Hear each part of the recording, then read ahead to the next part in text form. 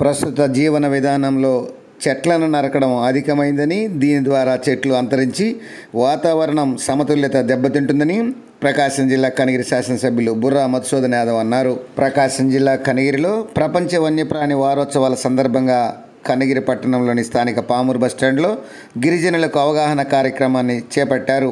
ఈ కార్యక్రమానికి Kanigiri forest ranger అధికారి రామిరెడ్డి పాల్గొని ముఖ్య అతిథిగా శాసనసభ్యులు బుర్రా మధుసూదన్ యాదవ్ను ఆహ్వానించారు. కార్యక్రమానికి ముఖ్య అతిథిగా హాజరైన ఎమ్మెల్యే మధుసూదన్ యాదవ్ మాట్లాడుతూ ప్రతి ఒక్కరూ ఉద్యమంలా మొక్కలు పెంచే విధంగా కృషి చేయాలన్నారు.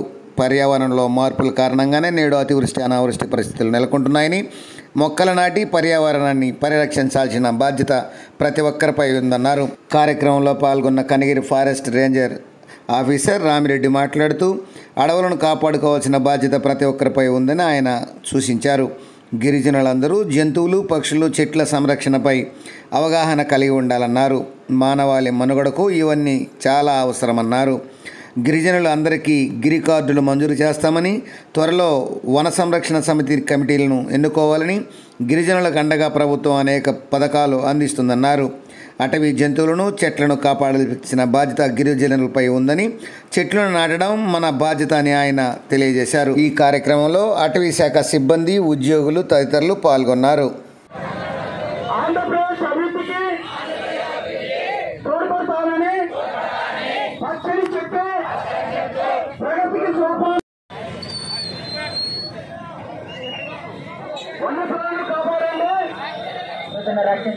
వన్యప్రాణులను కాపాడండి, వన్యప్రాణులను కాపాడండి. సమతుల స్థితి అవసరాన్ని గుర్తిస్తూ ప్రతి నీటి మట్టును మనం మరిన్ని ఇంట్రెస్టింగ్ వీడియోస్ కోసం మా ఛానల్ సబ్స్క్రైబ్ చేయండి. పక్కనే ఉన్న బెల్ ఐకాన్ని టచ్ చేయండి.